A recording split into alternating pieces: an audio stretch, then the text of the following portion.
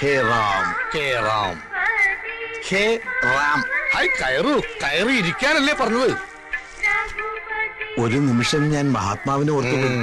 എന്താ വെളുത്ത വസ്ത്രങ്ങൾ അണിഞ്ഞത്? വിധവനാണോ? അല്ല, ഞാനും ഈ പ്രസ്ഥാനക്കാരനാ. കണ്ണിക്കണ്ട കള്ളനും കുള്ളനും കൊള്ളക്കാർക്കും പിടിച്ചവർക്കാർക്കൊക്കെ ധരിക്കാവുന്ന വസ്ത്രമായി മാറിയിരിക്കുന്നു ഇത്. നിരാഹാരമെന്ന് എഴുതി വെച്ചിട്ട് ഇതെന്താ ചിക്കൻ ഫ്രൂട്ട്സ്? ഇത് നിരാഹാര സമരത്തിന്റെ മറ്റൊരു മുഖമാണ്, നിരന്തരാഹാര സമരം.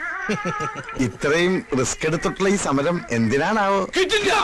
വിദേശ ബീജത്തെ ഒറ്റപ്പെടുത്തുക. എന്താ? നാടും കൊണ്ട് നാട്